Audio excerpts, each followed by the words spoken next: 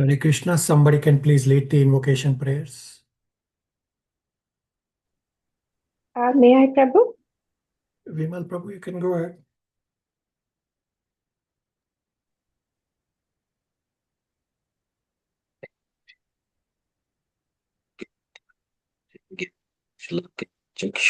Vimal Prabhu, we cannot hear you. You want to fix your voice? Can you hear me now? Yeah, go ahead. ओम अज्ञानतिमिरान्धस्य ज्ञानाञ्जनशलाकया चक्षुर्मिलितं येन तस्मै श्रीगुरुभ्ये नमः। श्रीचैतन्यमनोभीष्टं स्थापितं येन भूतले स्वयं रूपा कदा मह्यं ददाति स्वयं पदान्तिकं वन्देऽहं श्रीगुरु श्रीयदपत्कमलं श्रीगौरं वैष्णवं च श्रीरूपं सागरजातं सहगुण रघुनाथान्वितं तं सजीवन् साधुतं साधुधूतं परिजनसहिता कृष्ण चैतन्य देवं श्री राधा कृष्ण पादान सगुणललिता श्री वैशाखान्वितं च हे कृष्णा करुणा सिंधु दीनबंधु जगतपते गोपीश गोपिका कांता राधा कांता नमस्तुते तप्त कांचन गौरांगी राधे वृंदावनेश्वरी शुभानुसुते देवी परमानि हरि प्रिये वाञ्छाकल्पतरुर्भ्यश्च कृपा सिन्धुसेव च पतितानां पावनेभ्यो वैष्णवेभ्यो नमो नमः। जय श्री कृष्ण चैतन्य प्रभु नित्यानंद श्री अद्वैता गदाधर श्रीवासादि गौरी भक्तवृंदा हरे कृष्णा कृष्ण कृष्ण हरे हरे हरे राम राम राम हरे हरे हरे। ओम नमो भगवते वासुदेवाय हरि ओम नमो भगवते वासुदेवाय हरि ओम नमो भगवते वासुदेवाय। Thank you, Prabhuji. Hare Krishna, thank you all for coming. So, the plan is that we will finish chapter 9 today, Canto 2, chapter 9, and we will briefly cover few points in chapter 10. And next class, we will finish chapter 10 and this Canto 2 as well and unit 7. Then the following week, you all will be doing your presentation. So 1st of March, you all will be doing the Canto 2 unit 7 presentation. And from 8th of March, we will start revising Nectar of Devotion. After Nectar of Devotion, we will also briefly revise Sri Upanishad. And then we will do a bigger presentation on Srimad Bhagavatam. So today I will explain how to do Srimad Bhagavatam presentation, and you all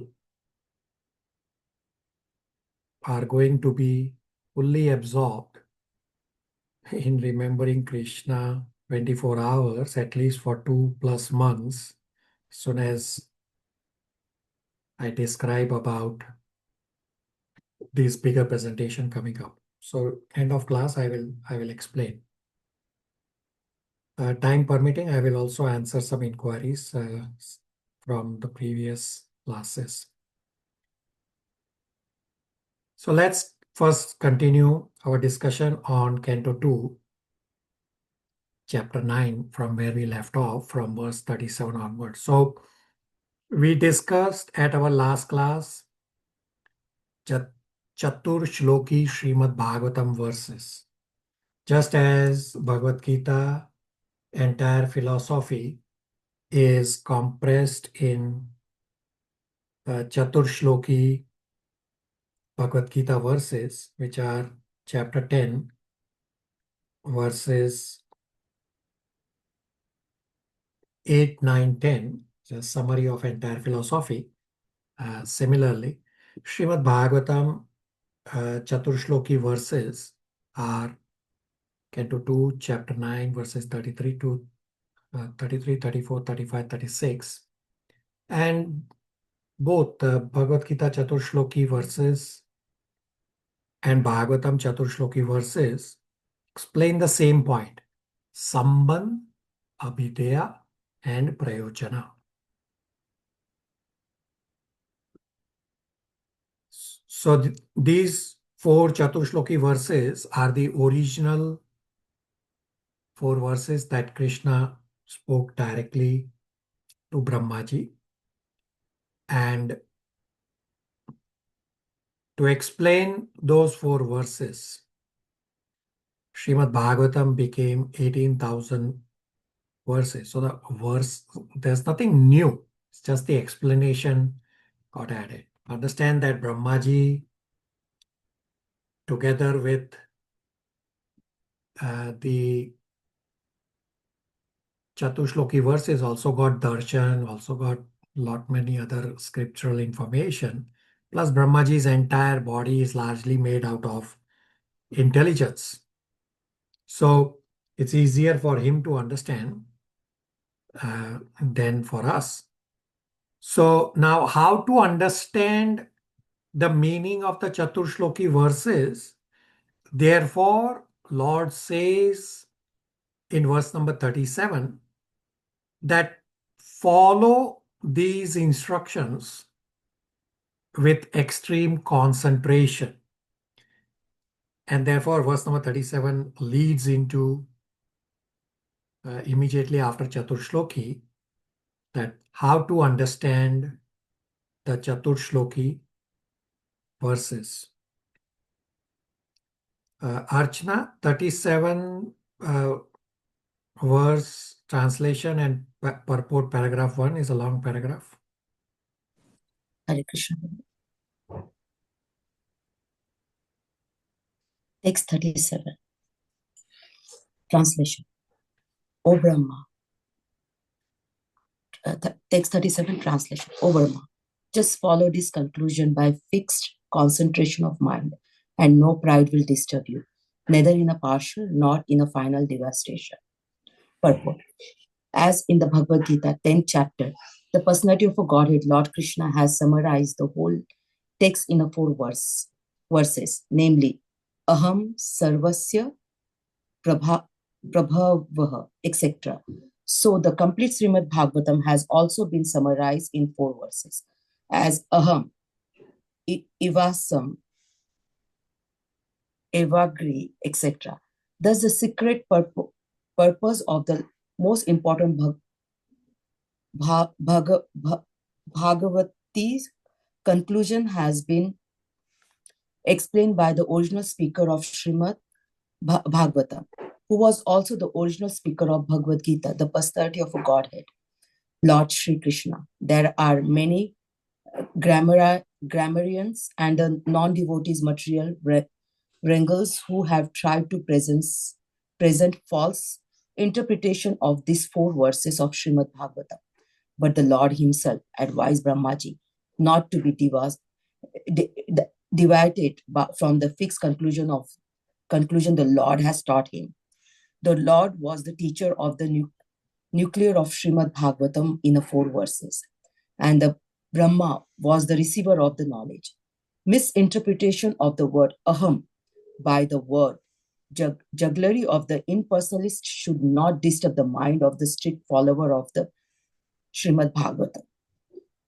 Srimad Bhagavatam is the text of the personality of a Godhead and his unalloyed devotees, who are also known as the Bhagavatas, and any outsider should have no access to this confidential literature of devotional service.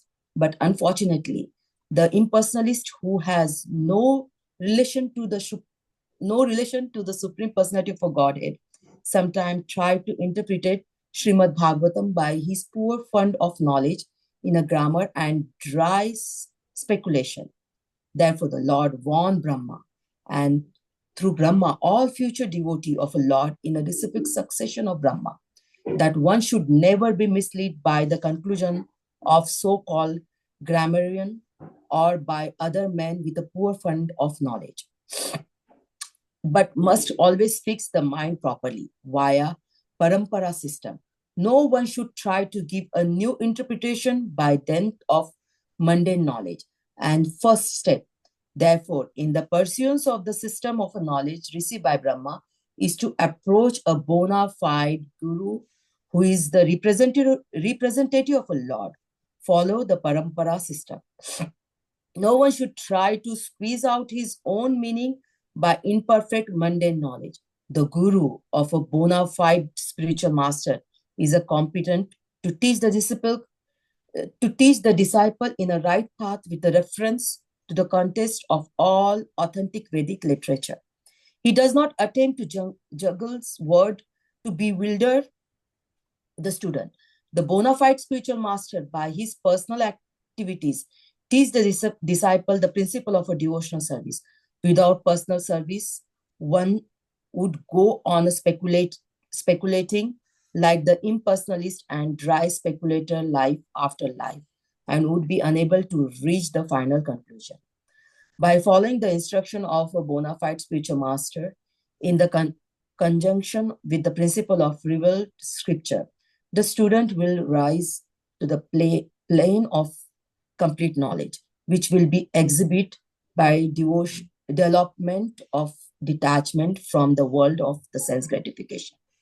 The mundane wrangles are surprised that one can detach himself from the world of sense gratification, and thus any attempt to be fixed in the God realization appear to them to be mystics. The detachment from the sensory world is called Brahma Bhuta stage of realization. The preliminary stage of a transcendental devotional life, Para Bhakti. The Brahma Bhuta stage of a life is also known as a Atmaraham stage, in which one is fully self-satisfied and does not hanker for the world of sense enjoyment. This stage of a full satisfaction is a proper situation for understanding the transcendental knowledge of personality of Godhead. The Srimad Bhagavatam 1.2.20 affirm this. Evam parasanam manasah bhagavata bhakti yogatah bhagavata tattva vijnanam mukta sangasha jayate. Thus, in the complete satisfied stage of a life, exhibit by full detachment from the world of a sense enjoyment as a result of a performing devotional service, one can understand the science of a God in a liberated stage. All right, pretty heavy purport. So we discussed that Lord said to Brahma that follow these instructions and Brahmaji will not have pride, because if you recall from verse number 30 earlier, Brahmaji asked this question that I will be interacting with material nature and everybody will think I am the supreme. So how I do not get pride? And the Lord is clearly telling, follow these instructions with concentration and you will not have pride. Lord instructed Brahmaji not to deviate from the conclusions taught. And we read in the purport, Prabhupada said that there are misinterpretations of these four verses, the four Chatushloki verses. Example, the pseudo-transcendentalist, they use the word aham, claiming I am God. No, this is incorrect understanding. These misinterpretations should not disturb devotees who are following Srimad Bhagavatam. So Srila Prabhupada's purport we just read is pretty heavy and bang to the point. Read the purport again later by yourself. Prabhupada said that these four verses are original Srimad Bhagavatam, spoken by Krishna, the original speaker of Srimad Bhagavatam, just as Krishna, the original speaker of Bhagavad Gita, also spoke the Bhagavad Gita Chaturshloki verses. Now, outsider means those who want to misinterpret. they cannot get into the confidential part of Srimad Bhagavatam. So this is a actual scenario that one time some personality, some big personality, he wrote commentary on Srimad Bhagavatam. And this person invited Srila Prabhupada to a function, and Srila Prabhupada read that commentary of this person, and Srila Prabhupada told this person, you should stop commenting on Srimad Bhagavatam. Now, at that time, Srila Prabhupada was not even famous. Nobody really knew Prabhupada. ISKCON didn't really exist the way it is now. Srila Prabhupada was not even a sannyasi back then. Prabhupada didn't even have a fixed residence, only 2 pair of clothes. But Srila Prabhupada was firm in his realization of Srimad Bhagavatam. And therefore, Srila Prabhupada confidentially, not confidentially, but very firmly told this man to stop commenting on Srimad Bhagavatam. Exactly what Prabhupada has in the purport that we just read. Questions, comments, realizations?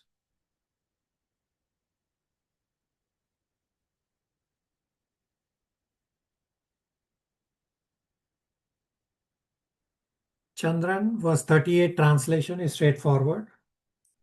Hare Krishna. Text 38 translation. Shukadeva Goswami said to Maharaja Parikshit, the Supreme Personality of Godhead, Hari, after being seen in his transcendental form, instructing Brahmaji, the leader of the living entities, disappeared. Right, so then the Lord disappears. In verse number 38 purport, Srila Prabhupada explains that everything in spiritual world is serving Krishna.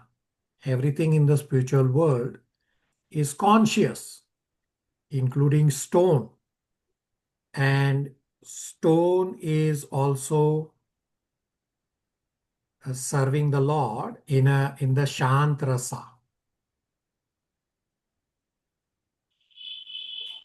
That when, say, Krishna is herding the cows in the spiritual world, and he wants to come and rest, so he will come and rest on the stone or besides the stone, whichever way works for him.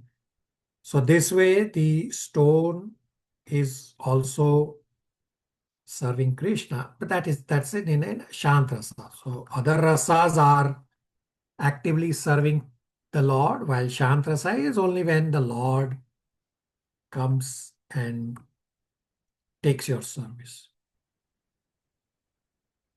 And Prabhupada says that there is no place for impersonalism in spiritual world. Birds, trees, stones, everything in the spiritual world is conscious and serving Krishna, glorifying Krishna. Questions, comments, realizations?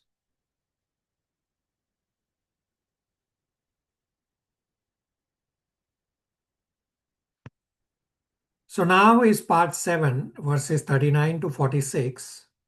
Title is Chatur Shloki further expanded in Parampara. Nitya, 39 translation is straightforward.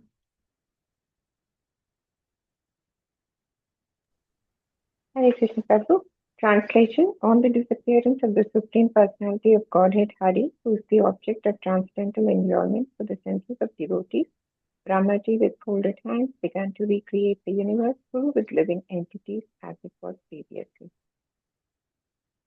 So Brahmaji started recreating. Recreation means the creation is already existing. Lord created the original existence. And Brahmaji is trying to assemble the various parts provided by the Lord during the original creation, during the Sarga. In verse number 39, purport, Prabhupada also explains that senses are meant to serve the Supreme Lord and devotees. But because of ignorance, Jiva wants enjoyment, wants to enjoy separate from God. Matan Prabhu, 40 translation.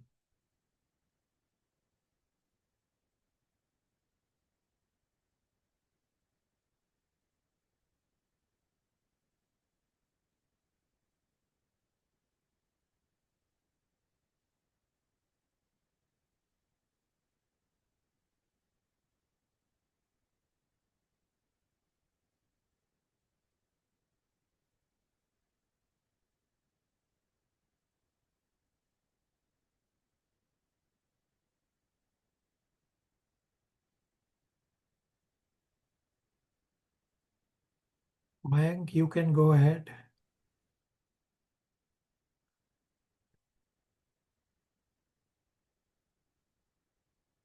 Vimal Prabhu, you can go ahead. 40. Everybody should be ready with where we are. We should not be waiting that when I call out your name, you should be following the text as we progress.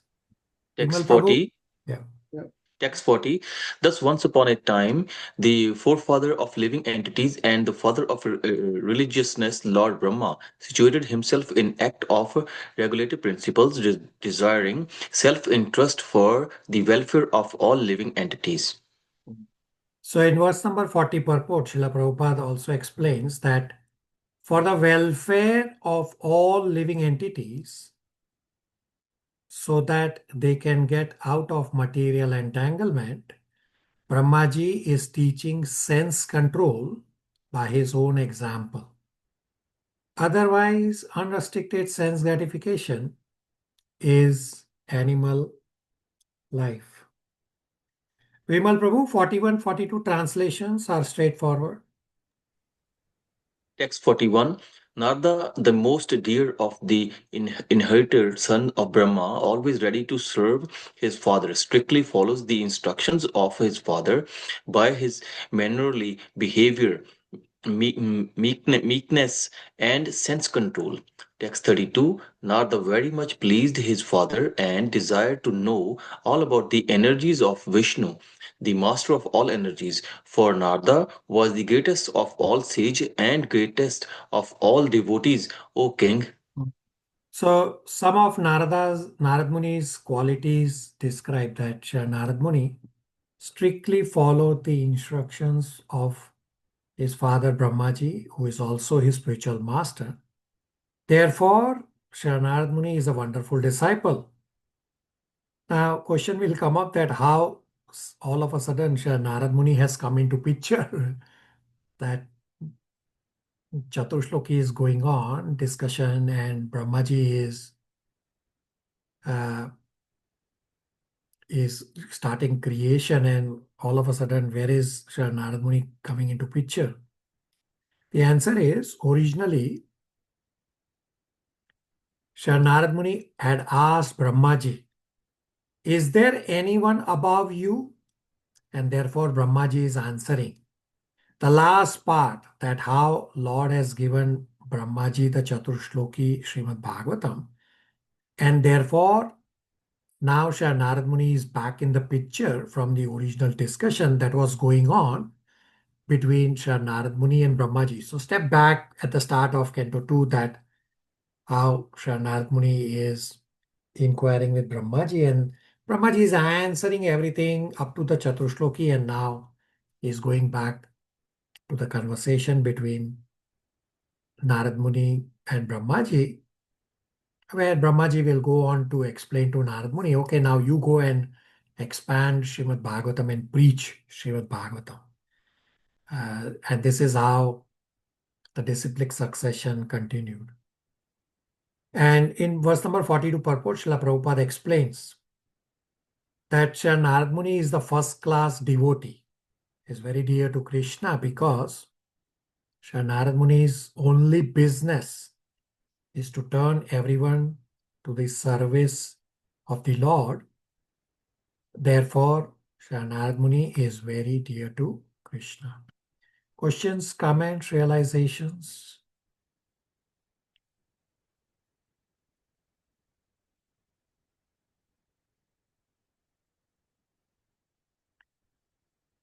So now verse 43, Mayank Prabhu will read that in verse 43 purport. Srila Prabhupada explains that to receive transcendental knowledge, you should satisfy spiritual master. Mayank, 43 translation and purports paragraph 1 and 2. Hare Krishna. The great sage Narada also inquired in detail from his father, Brahma, the great-grandfather of all the universe, after seeing him well satisfied.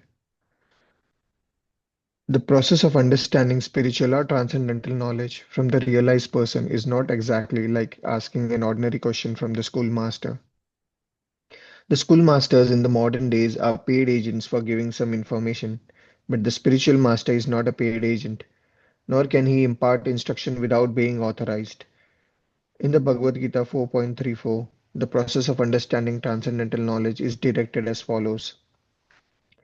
Tad vidhi pranipatena pariprasnena sevaya उपदेक्ष्यन्ति te jnanam jnani jnani tattvadarshina. Arjuna was advised to receive transcendental knowledge from the realized person by surrender, questions, and service. Receiving transcendental knowledge is not like exchanging dollars.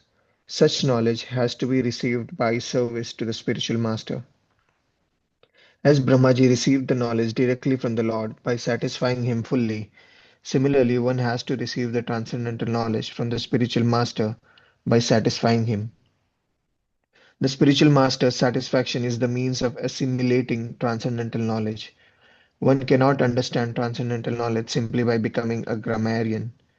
The Vedas declare Yasya deve para bhaktir yatha deve tatha guruva tasyaiti kathita he artha prakasante mahatmane. Only unto one who has unflinching devotion to the Lord and to the spiritual master does transcendental knowledge become automatically revealed. Svetasvatara Upanishad 6.23. Such relationship between the disciple and the spiritual master is eternal. One who is now the disciple is the next spiritual master, and one cannot be a bona fide and authorized spiritual master unless one has been strictly obedient to his spiritual master.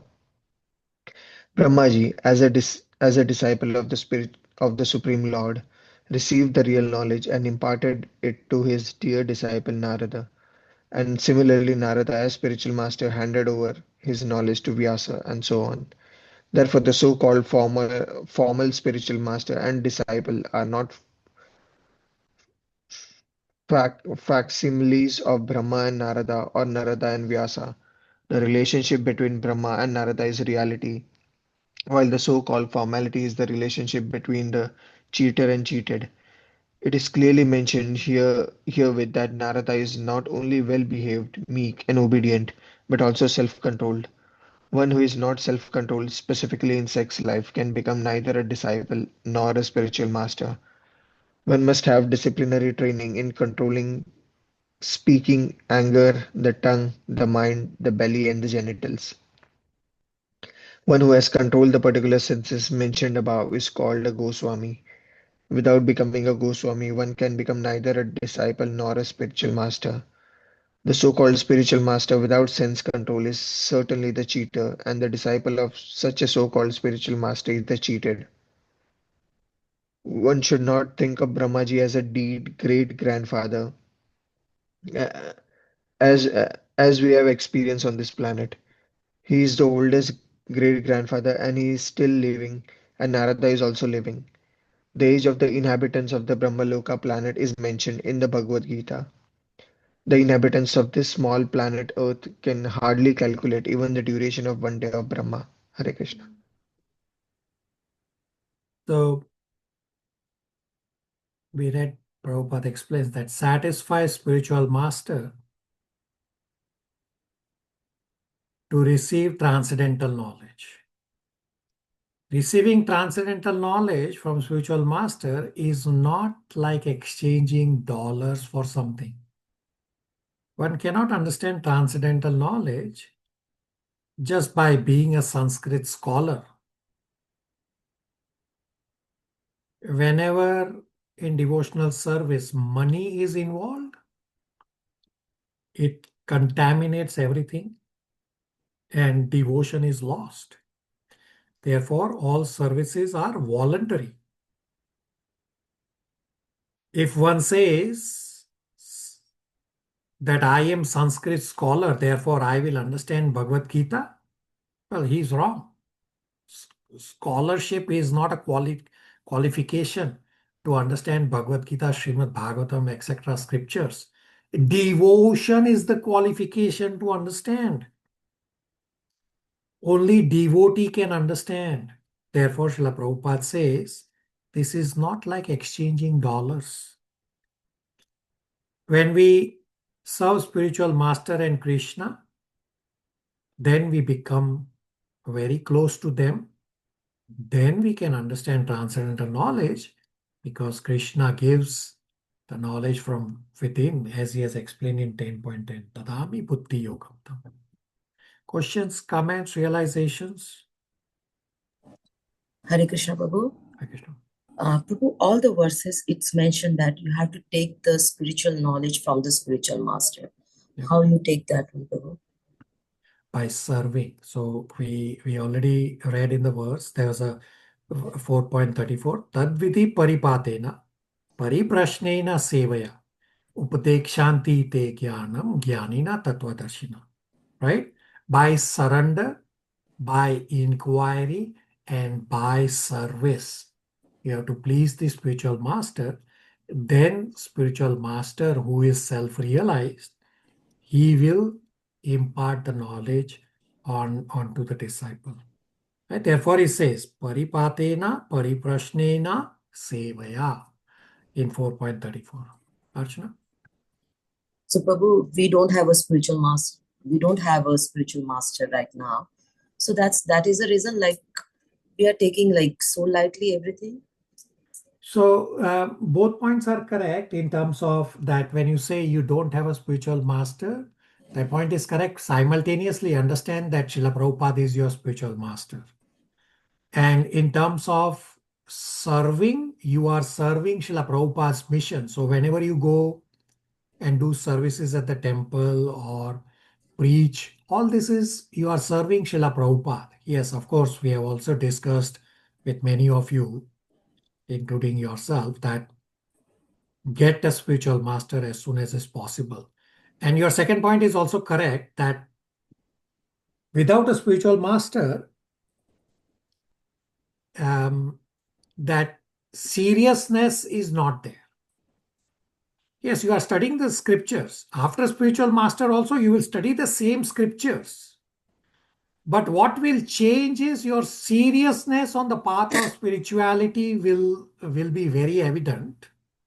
And of course, the mercy from the spiritual master will also flow, meaning the spiritual master is pulling you out of the material world deep well.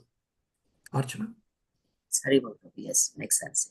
Yeah, so all those with whom I have discussed offline about the need for spiritual master, I did ask all of you to connect with me offline. Only some of you have connected with me offline. I asked all of you to complete the ISKCON Disciple course. I'm not sure where you all are standing on that. So follow along. Archana is bang to the point, correct, that is it because of no spiritual master is why I'm taking it lightly? Yeah, exactly. The seriousness will start once you take a spiritual master. So right now you all are doing very nicely everything. And I have explained my experience also before that I waited for more than 10 years to take a spiritual master.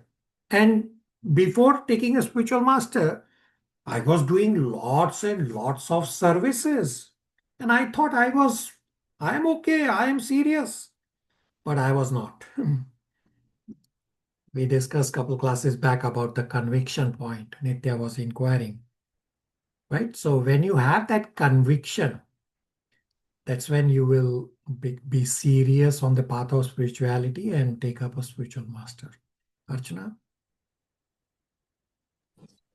Hare Krishna. Nitya?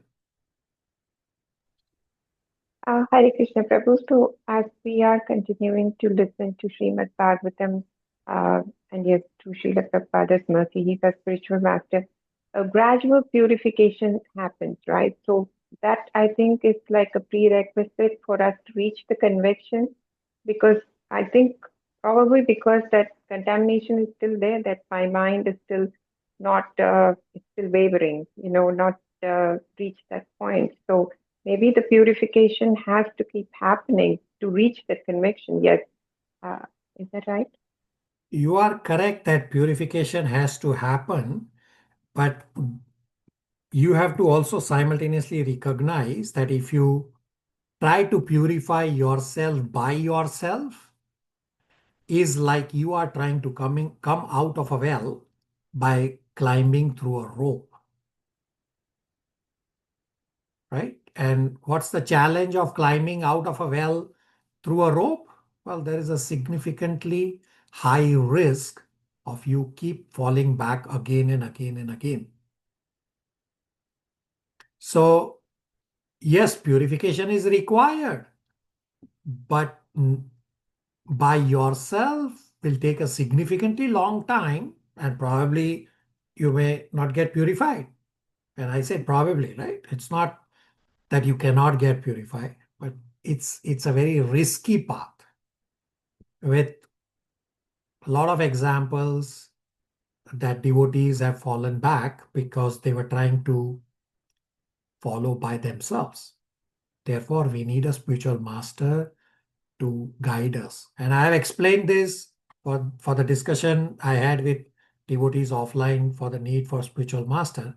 I did not have discussion with all. I only had discussion with few.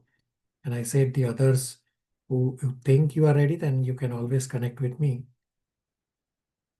So I explained that if we can purify ourselves to a certain extent by ourselves, it's good before going to spiritual master. But we don't have to wait. We have to go to spiritual master in our contaminated state, so that spiritual master can guide us on the right path and fast forward our progress. Nitya? Thank you very much.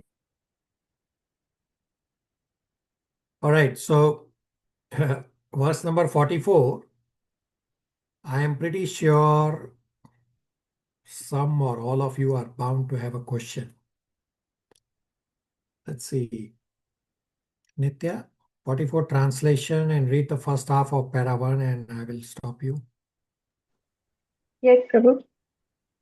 Thereupon, the supplementary Vedic literature, Srimad Bhagavatam, which was described by the personality of Godhead and which contains 10 characteristics, was told with the satisfaction by the father Brahmaji to his son Narada. Purport. Although the Srimad Bhagavatam was spoken in 4 verses, it had 10 characteristics, which will be explained in the next chapter. In the 4 verses, it is first said that the Lord existed before the creation, and thus the beginning of Srimad Bhagavatam includes the Vedanta Aporiam, Janmadi Asya. Janmadi Asya is the beginning. Yet the 4 verses in which it said that the Lord is the root of everything, that we, beginning from the creation up to the supreme abode of the Lord, naturally explains the 10 characteristics. One should not misunderstand by wrong interpretation that the Lord spoke only 4 verses, and therefore all the rest of the 17,994 verses are useless. The 10 characteristics, as will be explained in the next chapter, require so many verses just to explain them properly.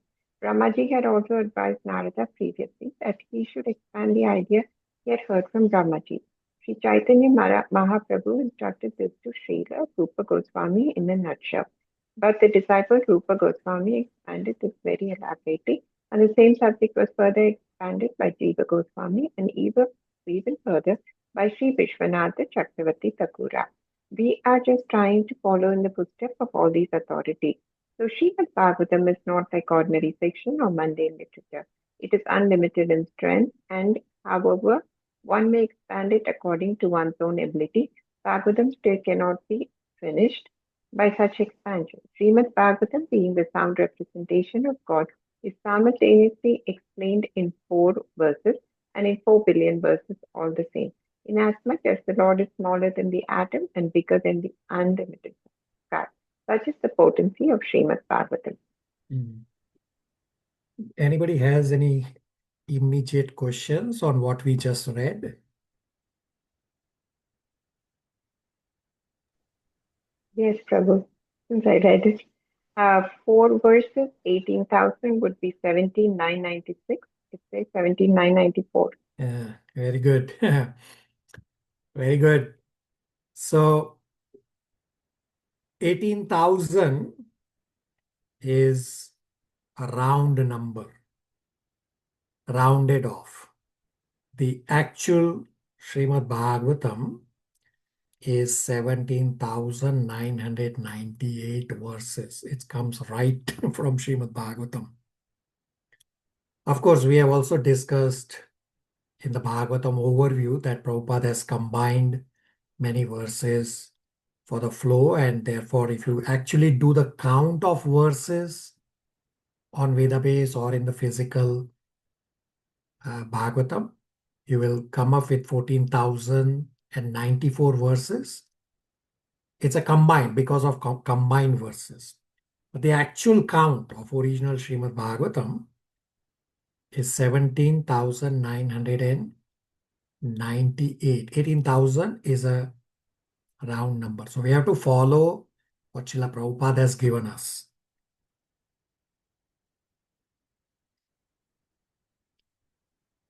And he's the authority. He is the Jagat Guru. He is giving us the exact count directly in Srimad Bhagavatam. Of course, Srimad Bhagavatam is Krishna himself. Krishna is himself telling us. So yes, Srimad Bhagavatam is not just the 4 Chaturshloki verses directly spoken by the Lord.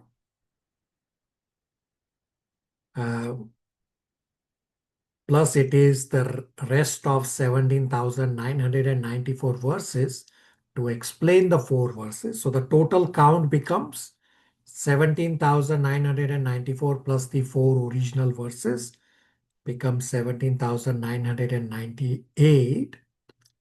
The 2 verses short is just a round off to 18,000 verses that we have been using for so long. Nitya, everybody? Yes, Prabhu. That only came to me because I read it as I was reading. Yeah. So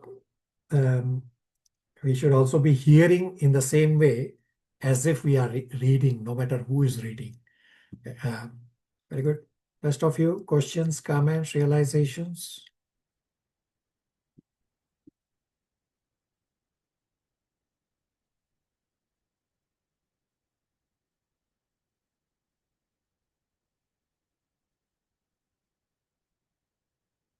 All right. So we also read the 10 subject matters.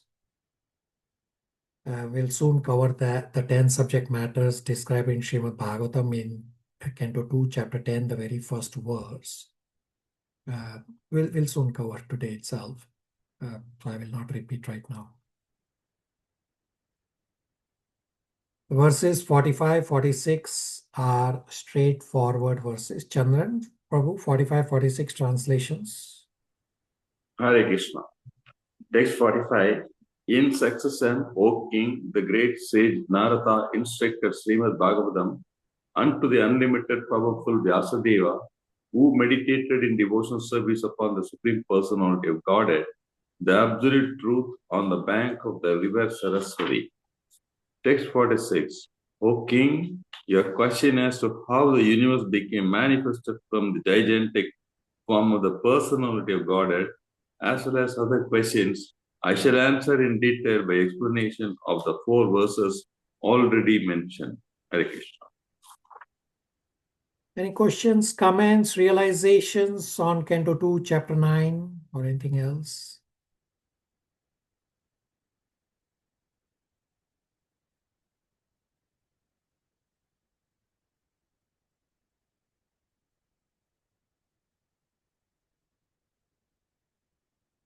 Thus ends the Bhaktivedanta purports of the second canto, 9th chapter of Srimad Bhagavatam, entitled Answers by Citing the Lord's Version. All right, we will cover briefly chapter 10, and we will definitely discuss the 10 subject matters, very first verse in chapter 10. So canto 2, chapter 10 is titled Bhagavatam is the answer to all questions. It's divided into 4 parts. Part 1 is verses 1 to 9. 10 characteristics of a Purana. Part 2, verses 10 to 35. Sarga creation of the Virat Rupa. So Sarga means primary creation. Part 3 is verses 36 to 47. Verses 48 to 51. Sonaka questions about Vidura Maitreya Samvad.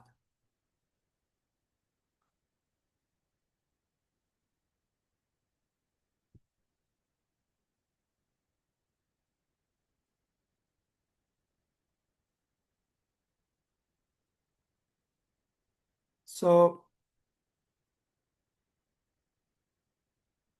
verse number 1 of chapter 10 is the 10 subject matters in Srimad Bhagavatam. So I have it on the screen, and it's a very important verse. So I will recite the Sanskrit, and then we can all recite one line after me. So you can see that some of the words in the verse are pretty big, like the third line. You can see Manvantra Isha Anukantha. So you can follow the word for word. Prabhupada has split for us that Manvantra is one word, and then Isha Anukatha. Right? So you can follow the word for word, and you will be able to recite. So I will first recite, and then you can recite one line after me, please. 2.10.1 Shri Sukha Uvacha Atta Sarga Visargascha Sthanam Posanam Uta Manvantra Isha Anukatha Nirodha Muktir Ashraya. Everybody unmute and recite one line after me, please. Shri Sukha Uvacha Sri Sukha Uvacha Uvacha Atra Sarga Visargascha. I will repeat. Atra Sarga Visargascha Atra Sarga Visargascha Visargascha Sthanam Posanam Yuta Sthanam Posanam Mutha Uttah Manvantra Isha Anukatha Manvantara Mantra Isha Isha Anukatha Anukata Nirodha Muktir Ashraya. Nirodha Nirodha Mukti Muktir Ashraya. Ashraya. My translation. Sri Sukadev Goswami said, in the Srimad Bhagavatam, there are 10 divisions of statements regarding the following: the creation of the universe, subcreation, planetary systems, protection by the Lord, the creative impetus, the change of manas, the science of God, returning home, back to Godhead, liberation, and the summum bonum. So these are the 10 subject matters described in Srimad Bhagavatam. I will list all of them with the Sanskrit and the English meanings. First is Sarga. primary creation by the Lord. Second is Visarga, secondary creation by Brahmaji.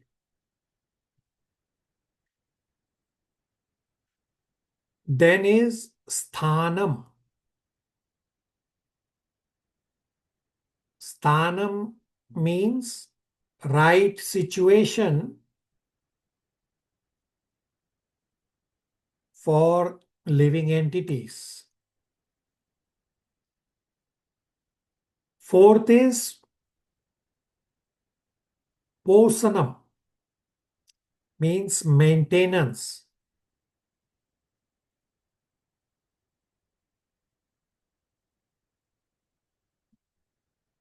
Fifth is Utaya, meaning impetus for activity.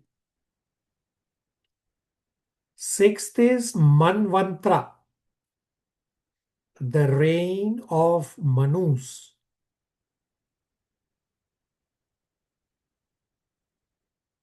Seventh is Isha Anukatha, means science of God. Eighth is Nirodh, means winding up. Ninth is Mukti, means liberation. And 10th is Ashraya, means supreme reservoir. Questions, comments, realizations on the 10 subject matters?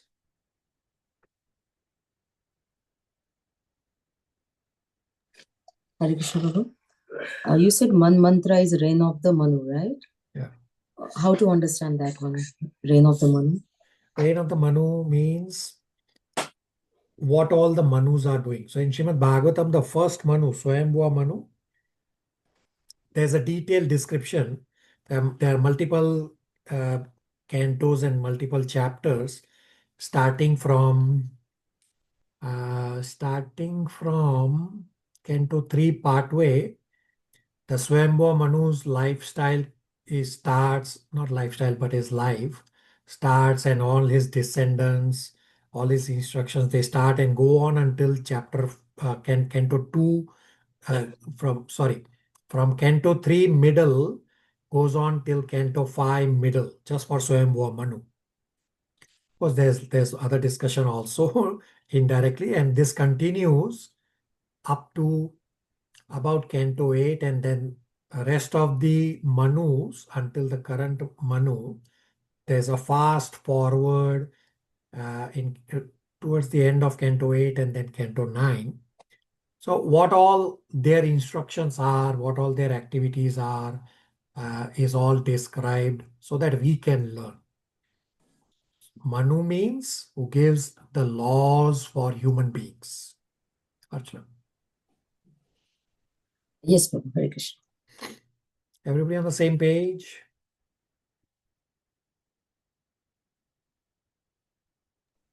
Yes, Prabhu.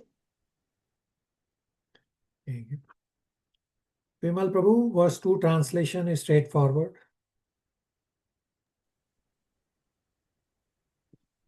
So let the transcendence of the summum bonum, the symptoms of the rest are described, sometime by Vedic inference, sometime by direct explanation, and sometime by summary explanations given by the great sages. So the first 9 topics are to impart the highest knowledge for the 10th topic, means Ashraya. Ashraya is the 10th topic. So how do you come to the Ashraya, means how do you come to the surrender, is by understanding the first 9 subject matters. I mean, some part of the first 9 subject matters, meaning the Sarga and Visarga, at least we have discussed to a certain extent in Canto 2 also, and will continue in Canto 3 also, these 2 points of Sarga and Visarga. And of course, it's there throughout Bhagavatam. Now, you have to understand that that these subject matters are not how the cantos are divided. Right? These subject matters are there throughout Bhagavatam. Yeah, looks like the Sarga and Visarga is there in Canto 1, Canto 2, and at the start of Canto 3. Yes, that part looks like there's some correlation, but that's not how it is. These all 10 subject matters are there throughout Srimad Bhagavatam. There'll be some concentration in some portions, like Sarga and Visarga is concentrated in Canto 2 and Canto 3. Everybody on the same page?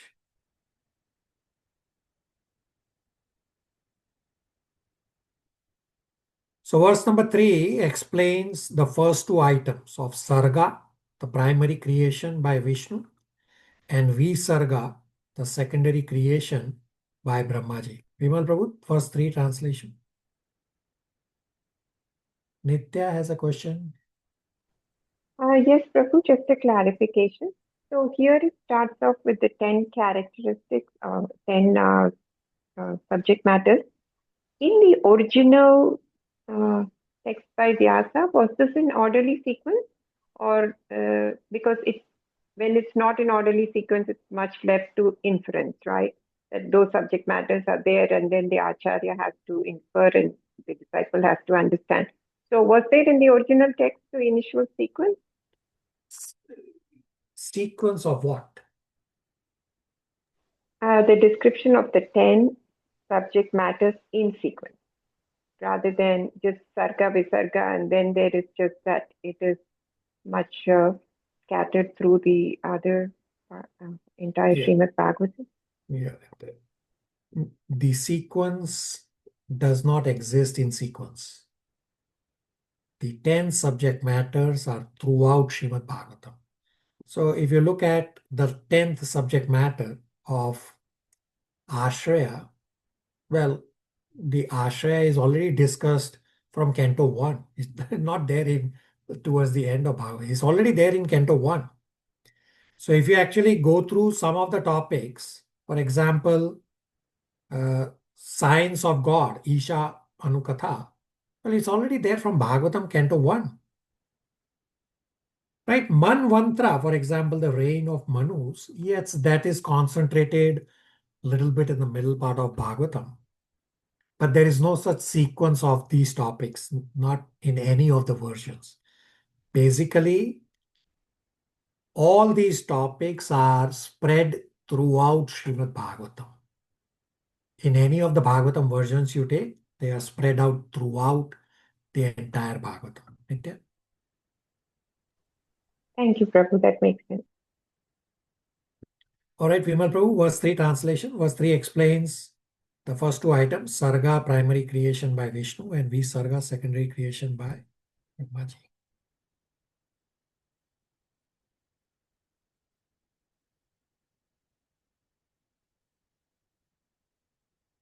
Vimal Prabhu, unmute.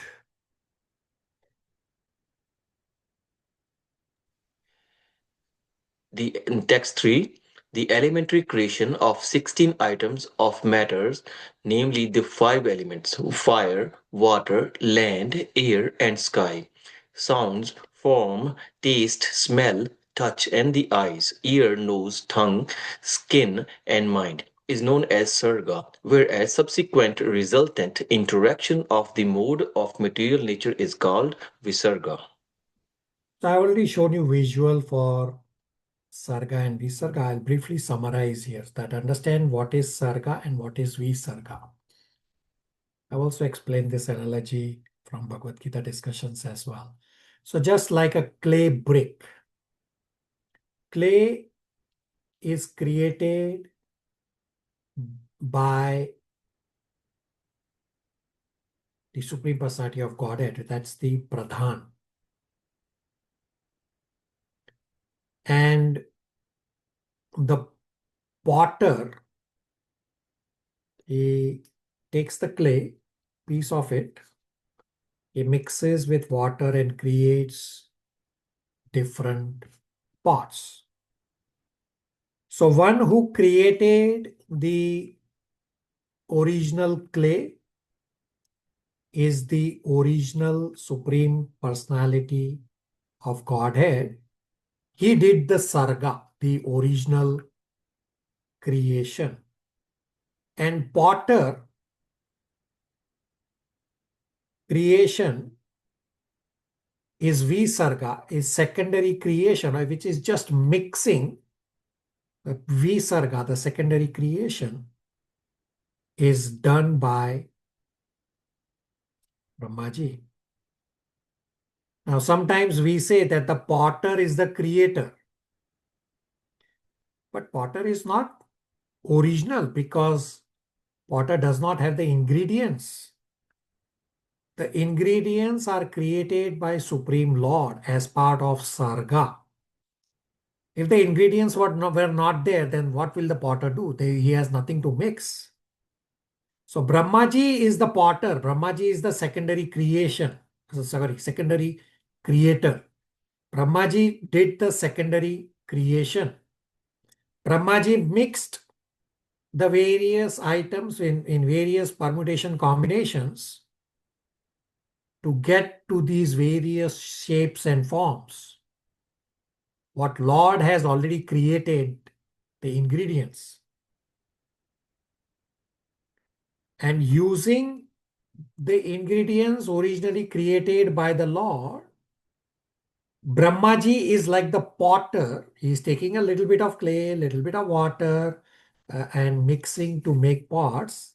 This way, Brahmaji is assembling. He is doing the secondary creation simply by assembling the parts that are originally created by the Lord. Secondary creation by Brahmaji is simply an assembly of parts. Just as a car manufacturing plant is nothing but assembly. All those individual components of a car, they are all manufactured in different companies, different factories.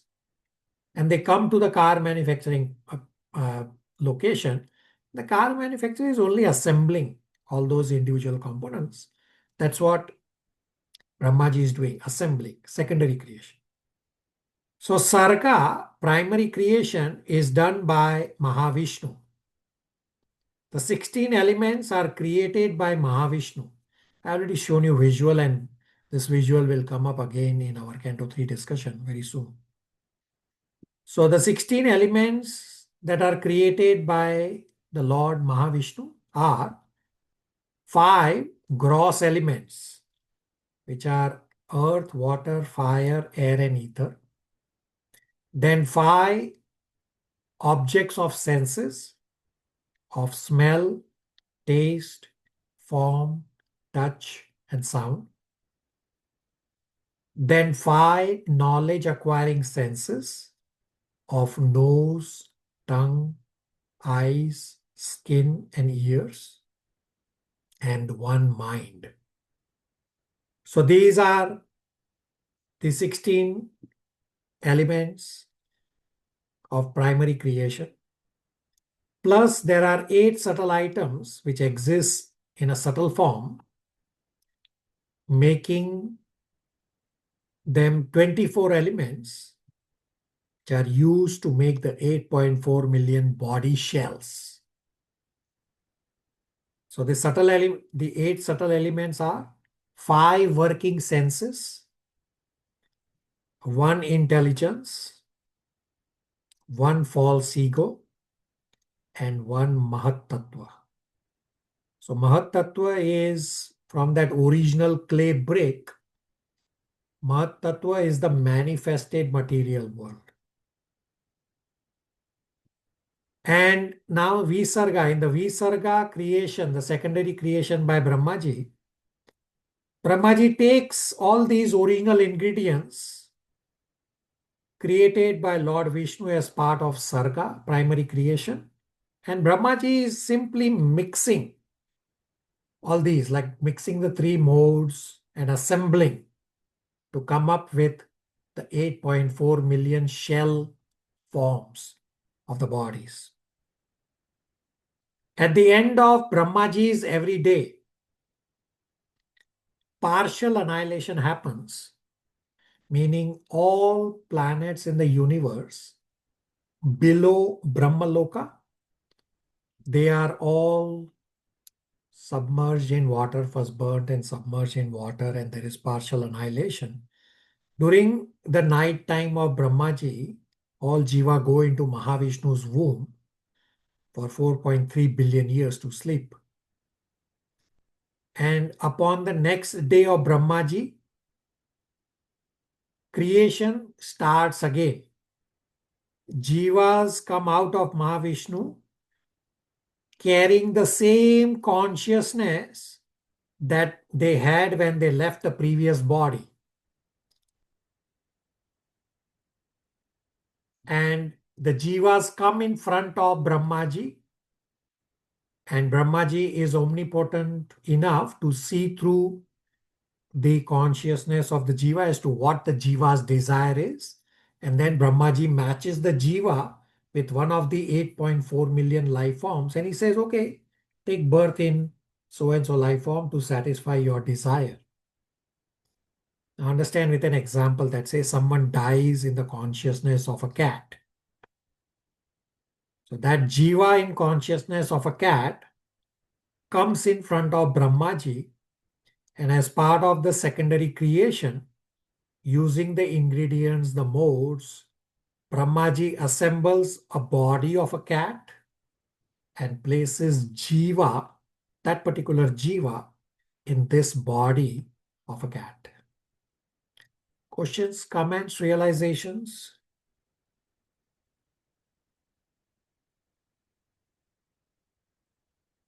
Nitya. Hare Krishna Prabhu. So during the night time of Brahmaji, what happens to Brahmaji? He just sleeps? He's just sleeping. Right. So just as we also every day sleep, Brahmaji also sleeps every day. So the cycle is designed in such a way that during the 12-hour day of Brahmaji, there is creation, and during the 12-hour night of Brahmaji, there is annihilation, partial annihilation.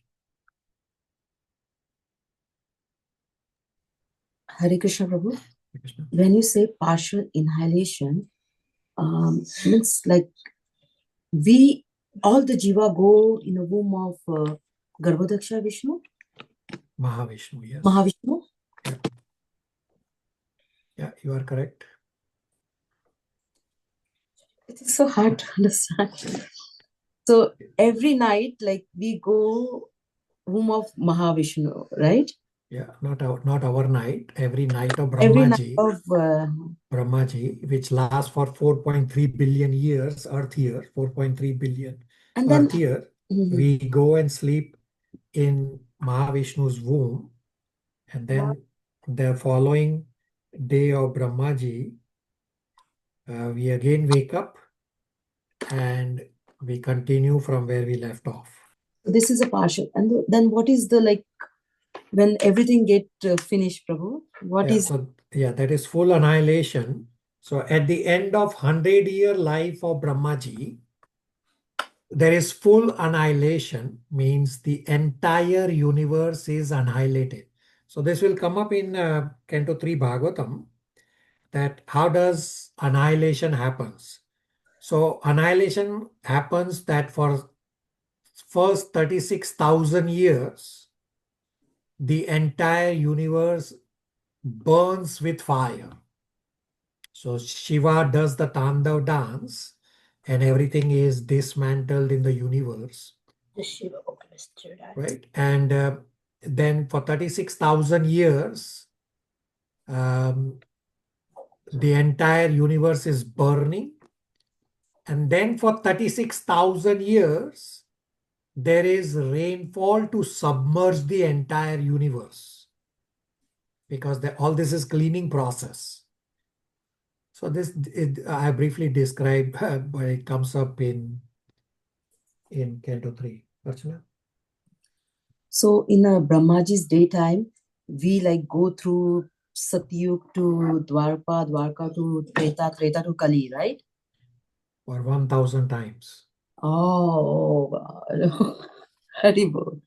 Right? So this is last time when Divya was also inquiring with me about the universe, and she also had this wow factor that I explained that all these planets that we know of, like Venus, Mars, Jupiter, etc., they are on the seventh plate. All these Milky Way and all these galaxies, they are all on the seventh plate. There are planets or plates above us, and there are plates below us. So you can just imagine the size of the universe. So similarly, all this time factor is beyond our imagination. I have also shown you all as part of yoga ladder the size of my ego. That my ego makes me feel I am bigger than all the infinite universes, but we are so tiny. Our universe is uh, like a mustard seed in the creation, but my ego thinks I am bigger than combined of all infinite universes. Archana? So true, Prabhu, so true. Hari Bol. Like our earth is not mustard seed. The entire universe is like a mustard seed in the creation.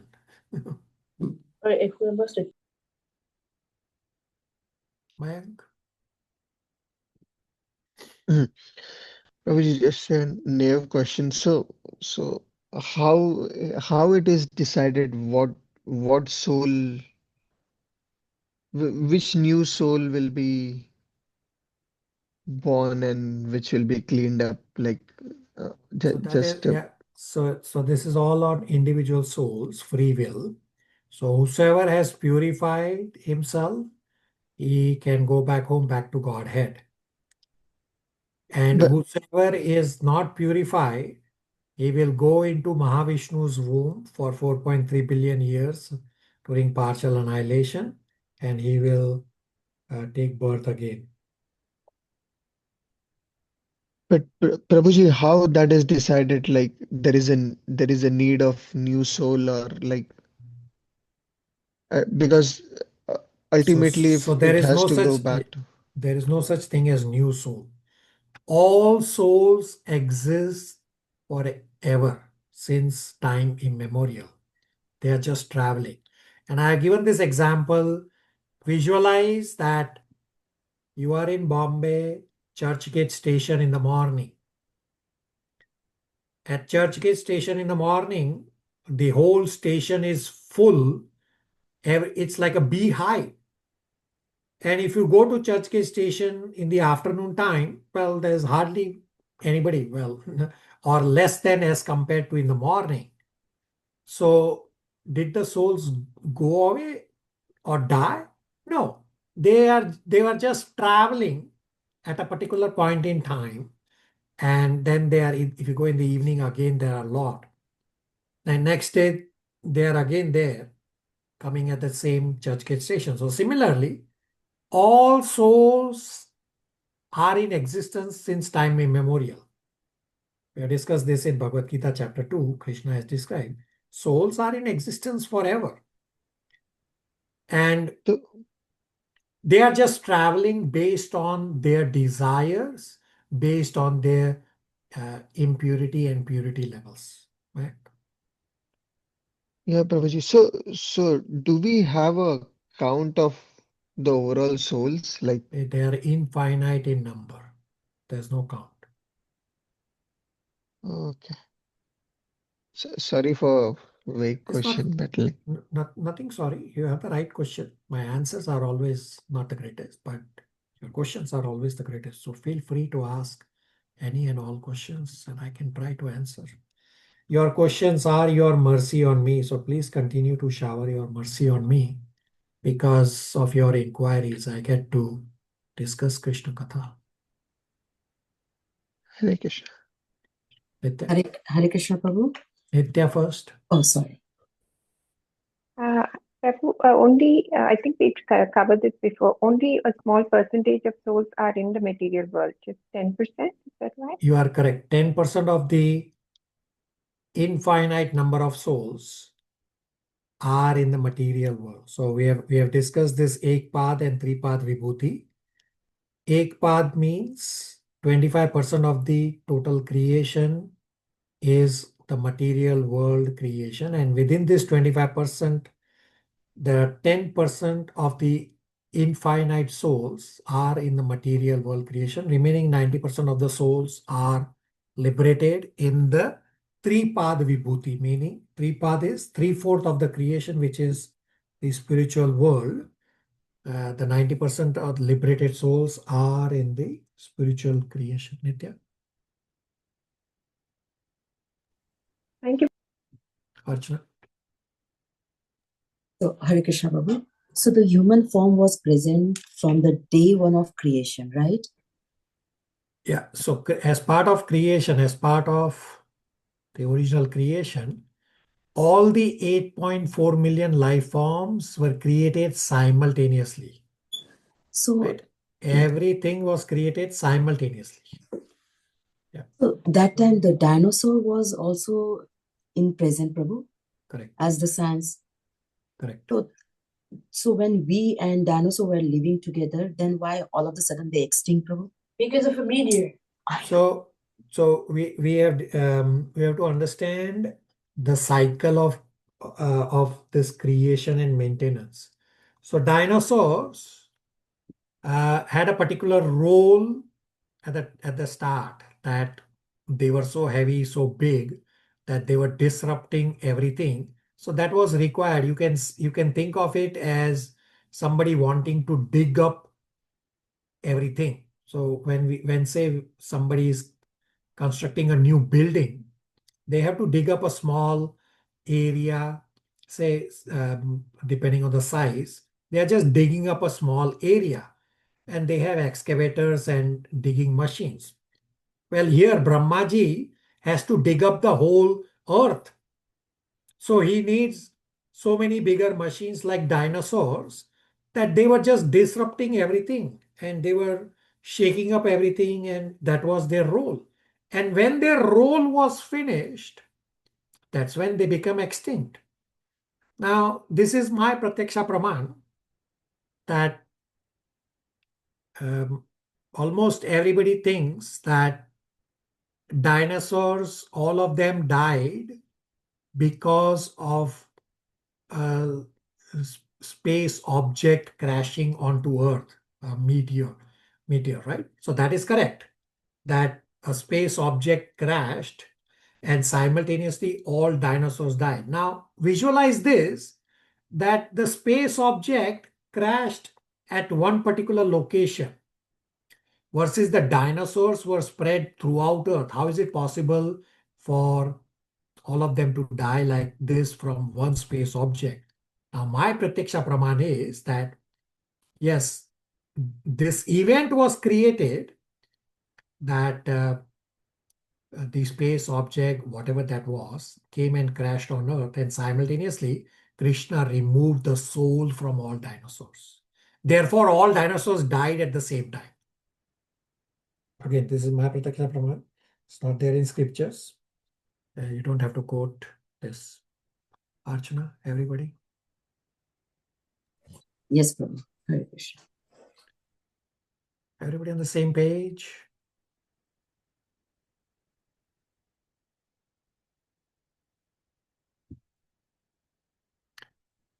Verse number 4 explains next item of number 3, which is sthanam, meaning right situation for living entities. Then number 4, posanam, meaning maintenance. Number 6, which is manvantara, reign of manus, as well as number 5, yuta, means impetus or activity. Archana, verse 4 translation. Hare Krishna, everyone. Expo translation. The right situation for the living entity is to obey the law of the Lord, and thus be in the perfect peace of mind under the protection of Supreme Personality of God. The manus and their laws are meant to give right direction in the life. The impetus for activity is the desire for fruitive work. Hare Krishna.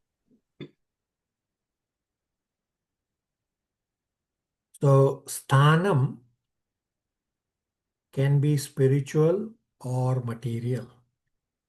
Right situation for jiva is to obey the laws of spiritual world, and true situation is in Vaikuntha, spiritual world. But according to desires of jiva, the Lord creates suitable material world. Then posanam is protection by the Lord. So as a conditioned soul in material world, material maintenance, protection from hunger for devotees, protection from Maya, strength to remember Krishna, and strength to engage in devotional services. All this is posanam. Then yuta means the creative impetus. The impetus for activity is the desire for fruitive work, forgetting that Lord is the maintainer. True impetus for living entity should be to go back home, back to Godhead, means do devotional services. And manmantra, you already inquired about this, and I explained what is also explained in the verse we just read. Manmantra means the reign of Manus. So Manus are empowered to guide humans to self-realization. Manus provide the revealed scriptures to mankind, which regulate their activities for their own eternal welfare. So verse 4 therefore says, the Manus and their laws are meant to give right direction to humans. Questions, comments, realizations?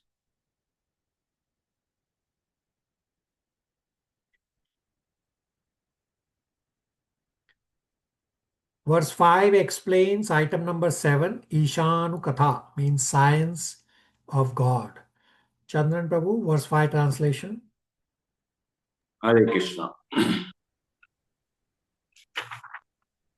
Text 5. The science of God describes the incarnation of the personality of Godhead and his different activities together with the activities of his great devotees.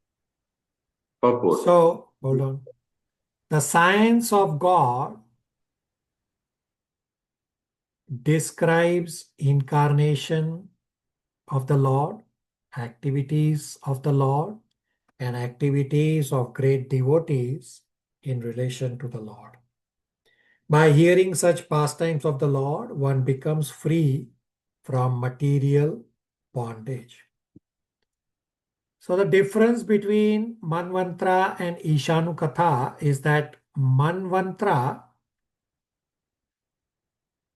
means living in the material world. It's the reign of each of the Manus. So living in the material world with regulation is Manvantra, while Ishanu Katha takes one out of the material world. Questions, comments, realizations?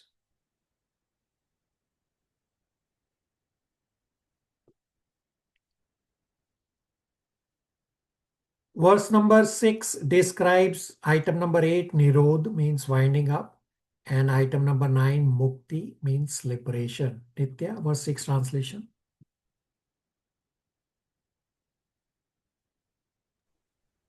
Translation: the merging of the living entity along with his conditional living tendency with the mystic lying down of the Mahavishnu is called the binding up of the cosmic creation. Manifestation. Liberation is the permanent situation of the form of the living entity after he gives up the changeable, gross, and subtle body. So upon winding up of material manifestation, means partial annihilation, all jiva go into Mahavishnu's womb.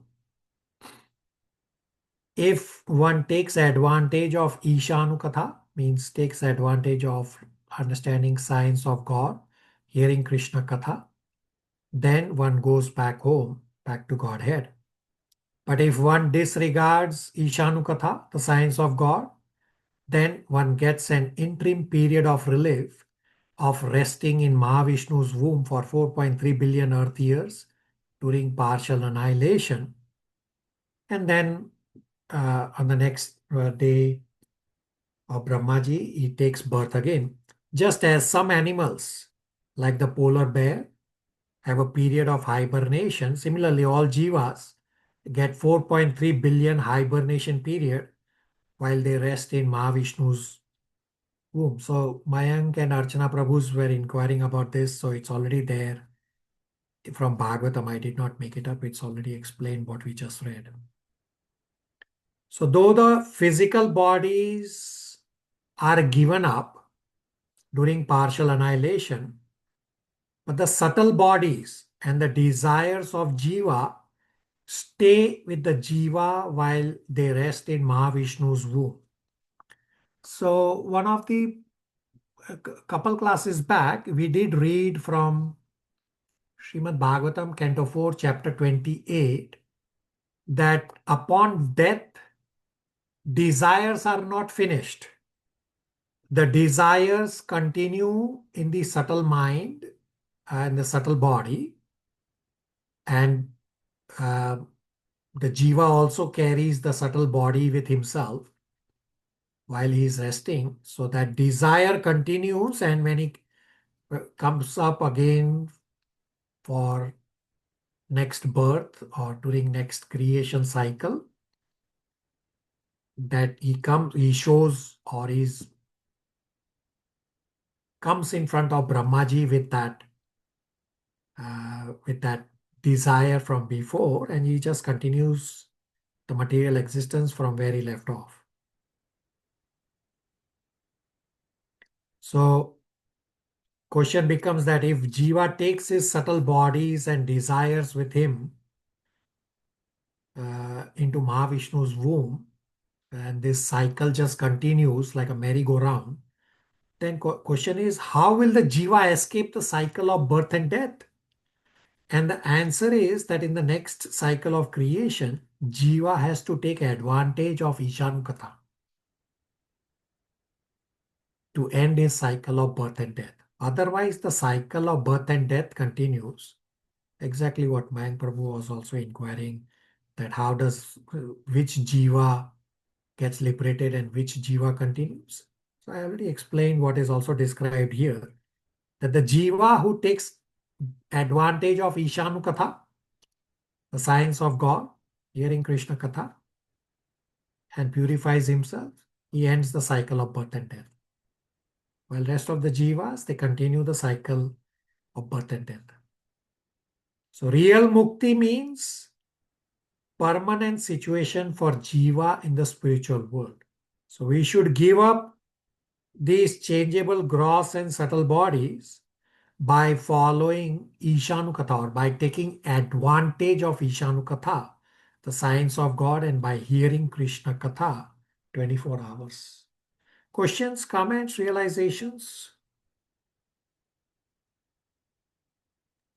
Hare Krishna Prabhu, I just got a realization that desire of enjoyment without Krishna is a problem. Body is just a carrier to fulfill the desire. Absolutely correct. That desire is the seed of creation. What's the Bhagavad Gita verse for this? And what Archana also said, the second point, as the body is the yantra, or just carrying those desires, is also explained in the same verse. What's the Bhagavad Gita verse for this? 13.22. Very good. Recite and read 13.22. Purusha prakriti sohi, bhunte prakriti chan guna, Karana Gunasanga Asyo Tas Asit Joni Janmasi. Very good. Absolutely correct. Right? Very good recitation as well. So I also have on the screen that bhumte, the enjoying mentality, is why the Purusha is placed under Prakriti Stohi, that he's placed under Prakriti. And he's, because of the enjoying mentality, he is associating with the guna. He says, Karanam guna sango asya. And what Archana said, body is just a carrier. That's exactly what the verse is. Sad asad yoni janmashu. Sad asad means the good and the bad living forms from the 8.4 million life form. That's what they get. Archana, everybody, does that answer? Hare Krishna. Nitya?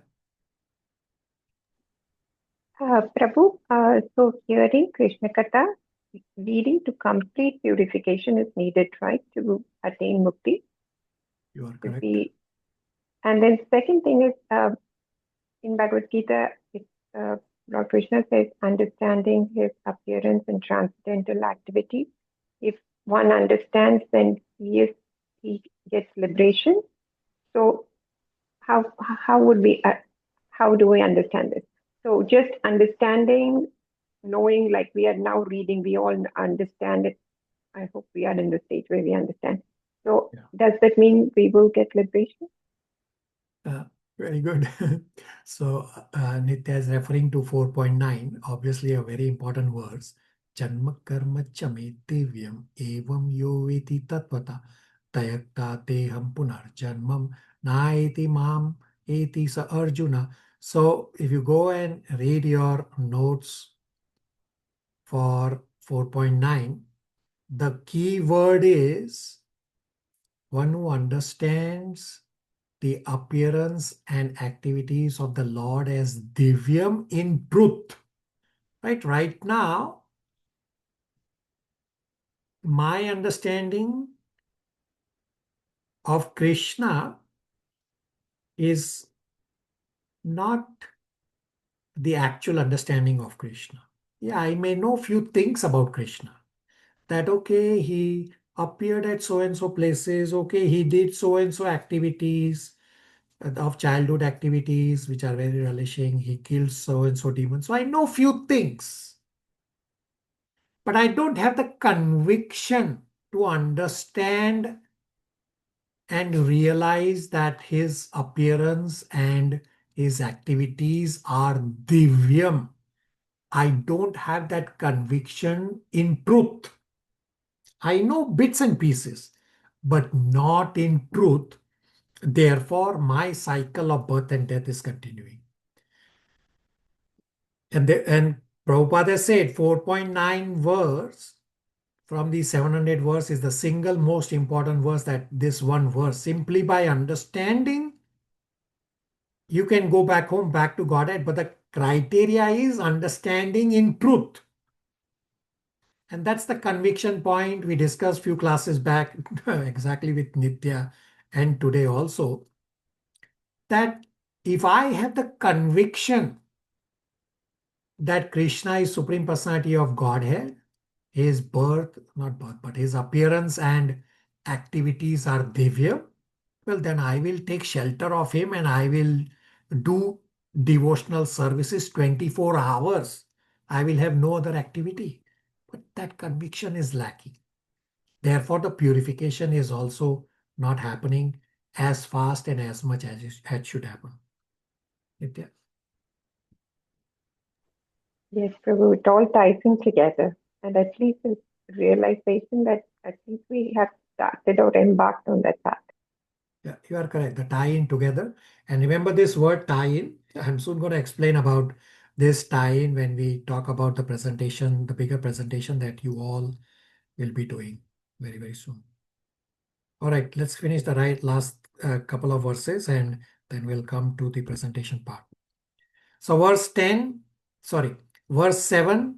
describes number 10, Ashraya, supreme reservoir, supreme shelter for all living entities.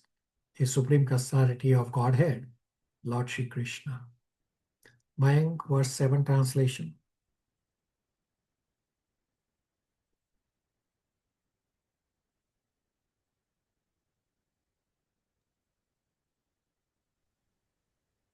Hare Krishna. The Supreme One, who is celebrated as the Supreme Being or the Supersoul, is the supreme source of the cosmic manifestation as well as its reservoir and winding up. Thus, he is the supreme fountainhead, the absolute truth. Right, so one who is the Supreme Being, who is the source of cosmic manifestation, who is the reservoir and winding up of the cosmic manifestation, is the shelter for all. So we have discussed this part in the Chaturshloki about the relation or the sambandh that Krishna existed before creation. Krishna is maintaining the creation and Krishna will continue to exist even after annihilation. So verses 8 and 9 are straightforward verses. Vimal, verse 8 translation. Krishna, the individual person possessing different instruments of sense is called the adhyatmic person, and the individual controlling deities of the sense is called adhyadevik. The embodiment seen on the eyeball is called the adhibhotik person. Text 9. All three of Yeah, continue. all three of the above mentioned stages of different living entities are interdependent in the absence of one. Another is not understood, but the Supreme Being who sees every one of them as the shelter of the shelter is independent of all, and therefore he is the supreme shelter. Right. So verse number 8, purport Prabhupada explains these three terms, that control living entity, the soul, is called Adhyatmic. Controller or demigods are called Adi-Daivik. And that which distinguishes the controller and the controlled is called Adi-Bhautik, meaning the material body distinguished the demigods and living entity. So we can see our body and body of other living entities, but we cannot see demigods. So this is the difference between Jiva and demigods, meaning humans and demigods, that humans cannot see demigods, but demigods can see us because they have the administrative power to manage the universe. And in verse 9, Prabhupada explains that these three items, Adhyatmic, meaning the soul, Adi-Daivik, meaning the controller or the demigods, and Adi-Bhautik, meaning the material body, all are interdependent. And Supreme Personality of Godhead is above all and is completely independent. Questions, comments, realizations on the first 9 verses, the 10 characteristics of a Purana, the 10 subject matters of Bhagavatam.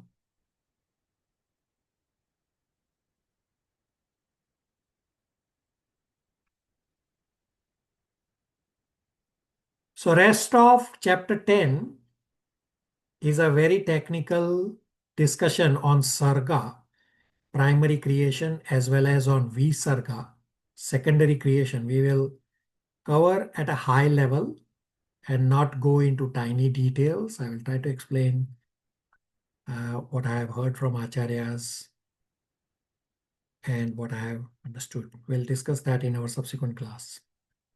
Right now, I request undivided attention from all of you. Who wants to read what we have on the screen as Prabhupada's instruction, recent instruction, it's the recent date instruction. Somebody quickly read what we have on the screen.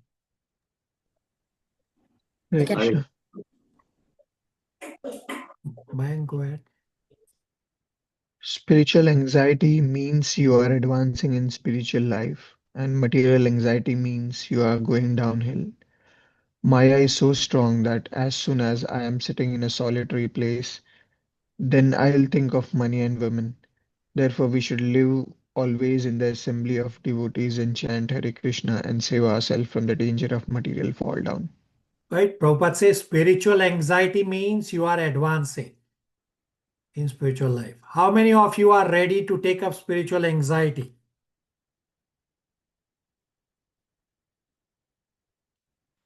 I got silence. Nobody? Definitely can try, Prabhu. Yes, Prabhu, we can try.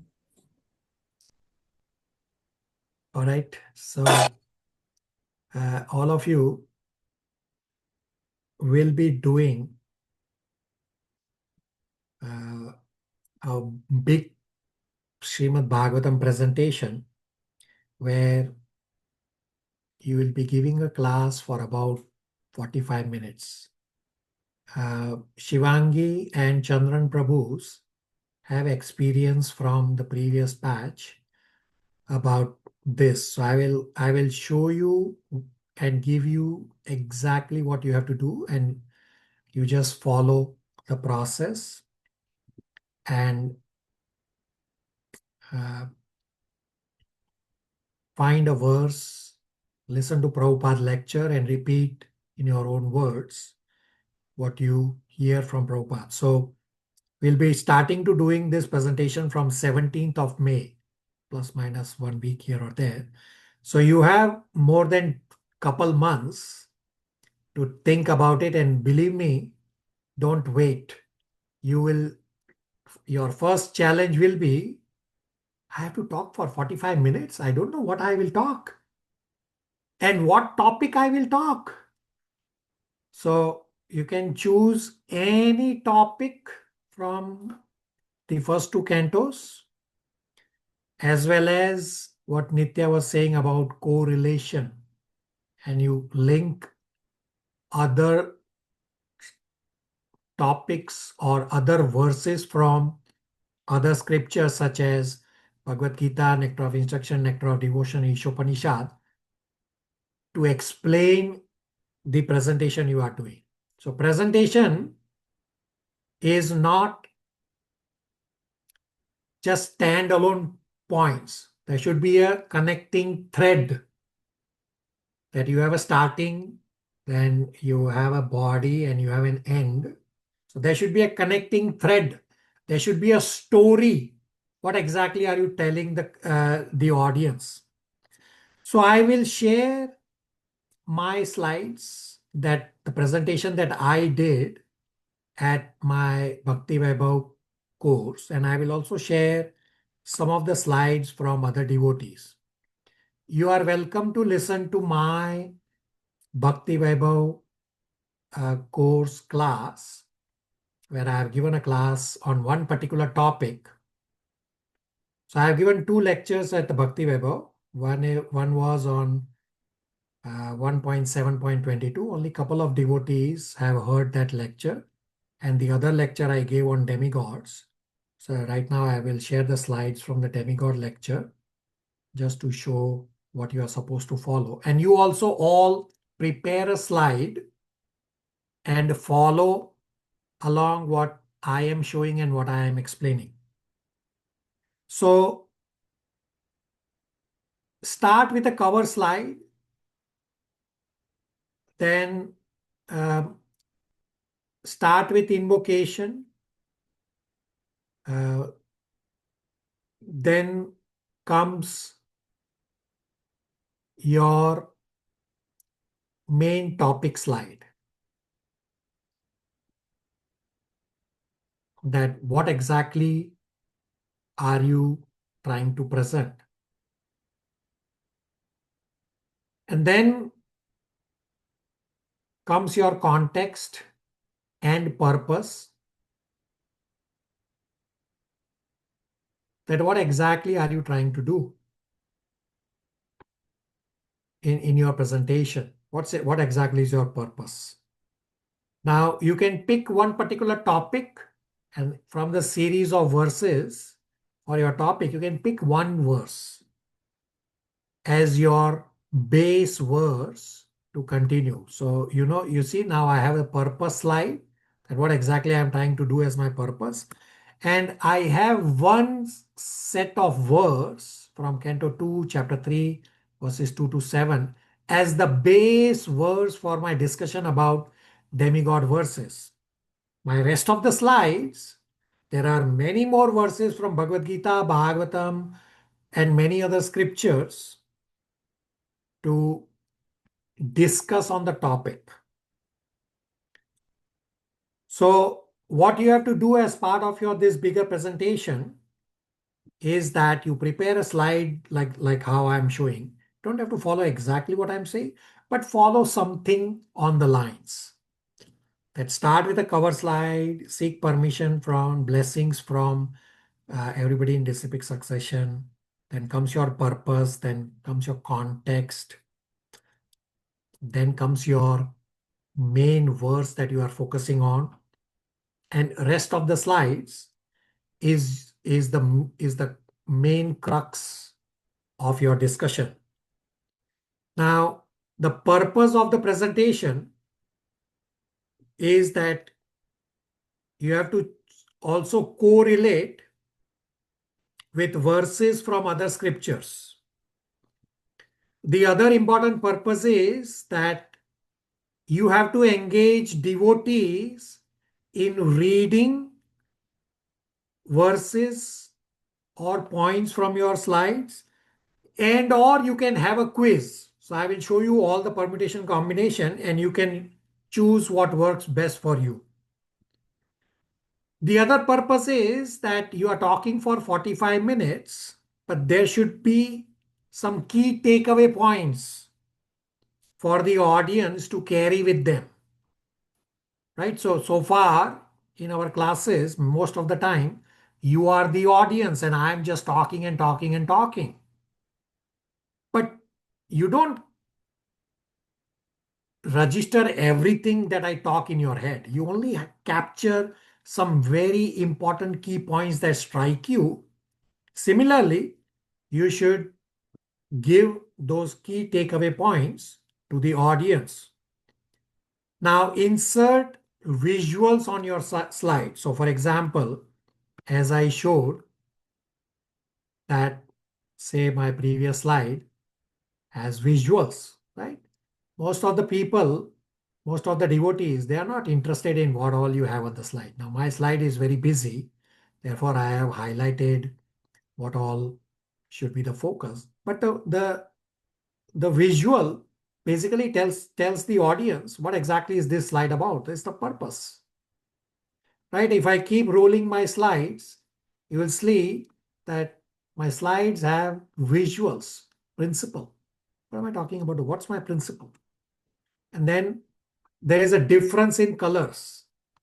So the blue part, I was focusing on my talking points, and then the yellow part is where I am asking devotees to read from the screen or from the book, whichever works.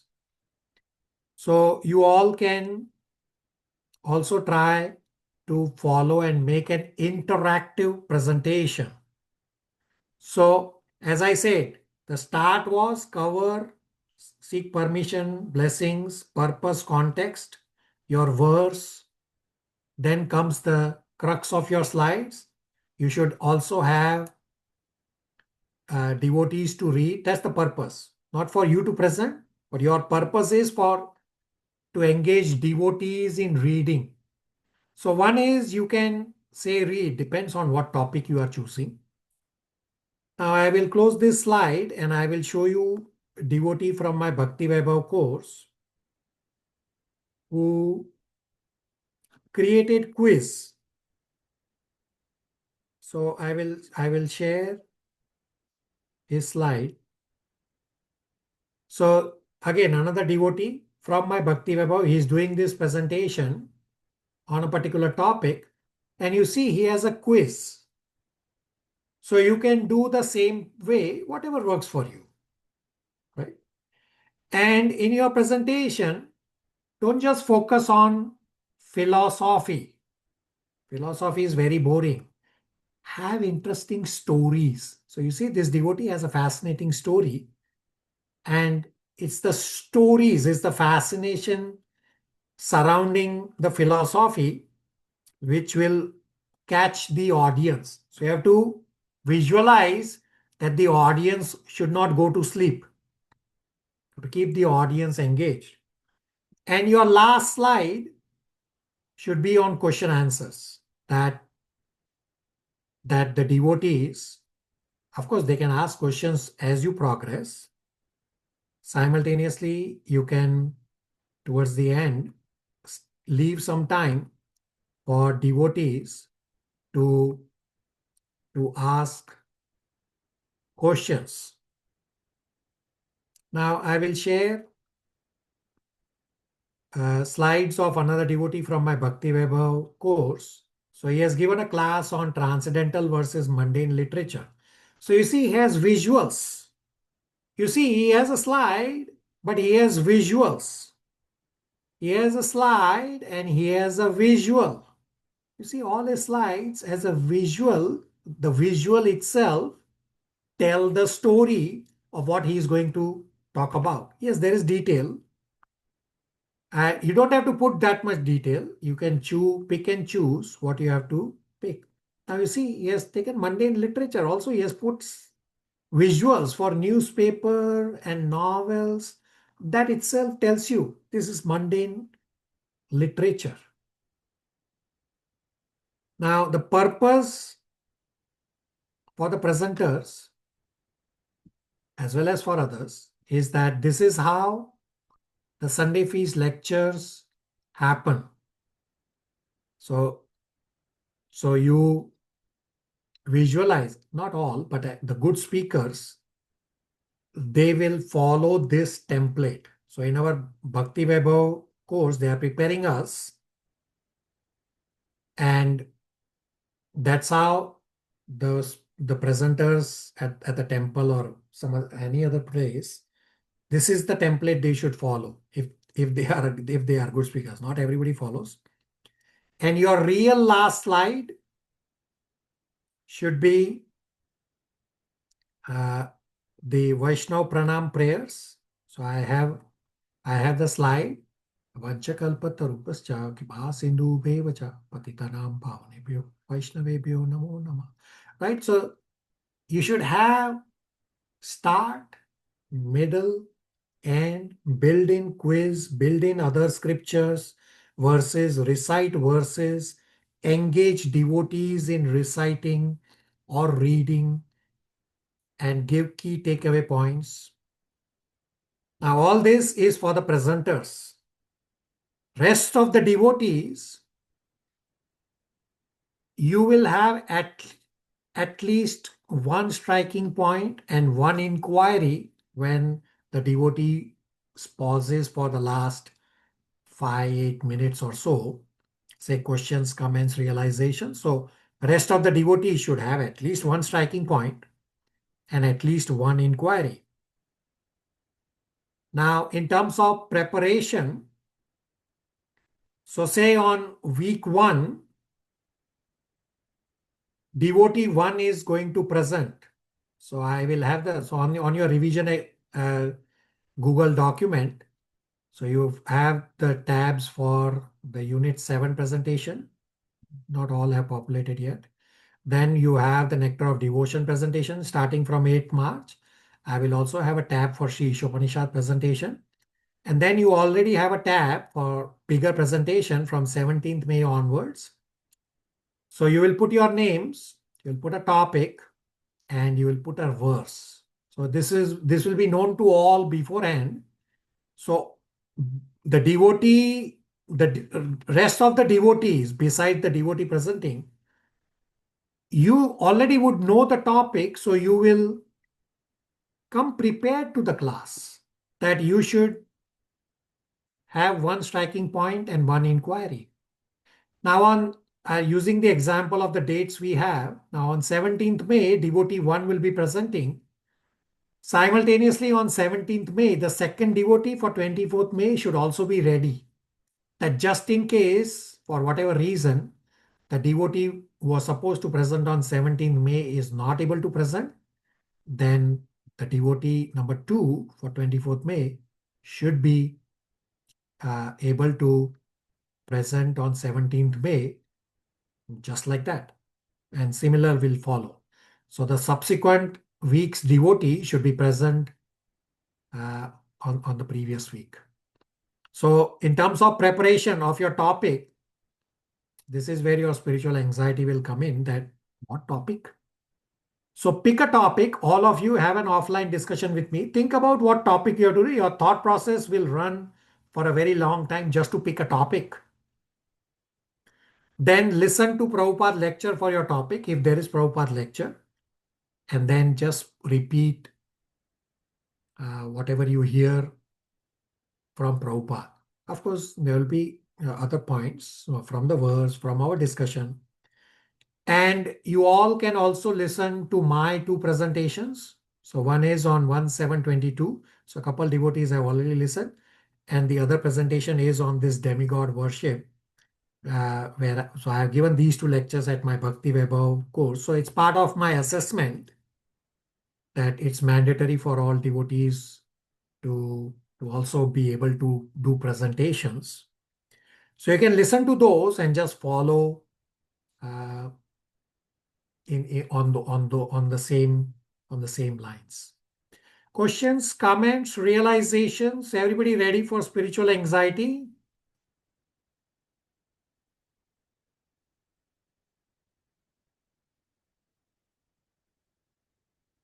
And every single one of you will be doing the presentation.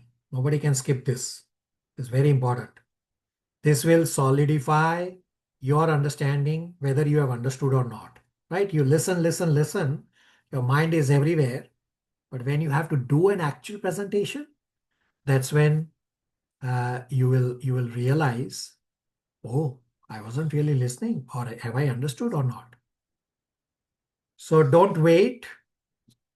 This will take a very, very long time for you all to determine what topic and all the slides and what all my talking points will take a very, very long time for you all to prepare. And this is mandatory for every single one of you to do the presentation.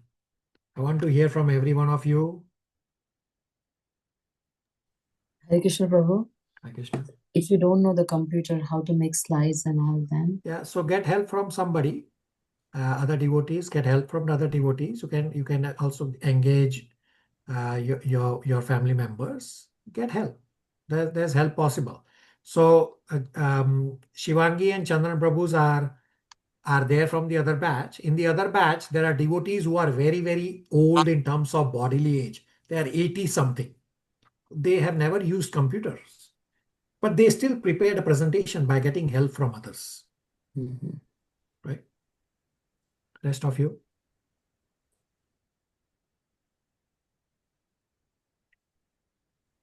Nitya, Vimal.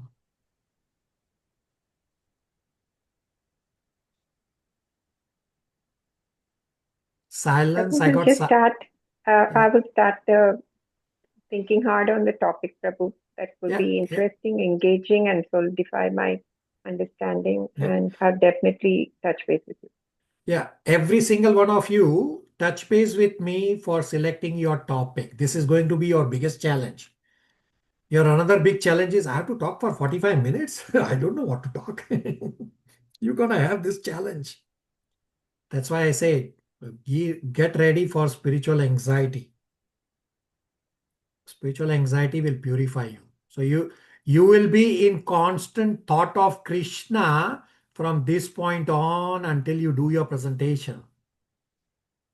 This is going to be your purification process. Vimal Prabhu has something to say, ask.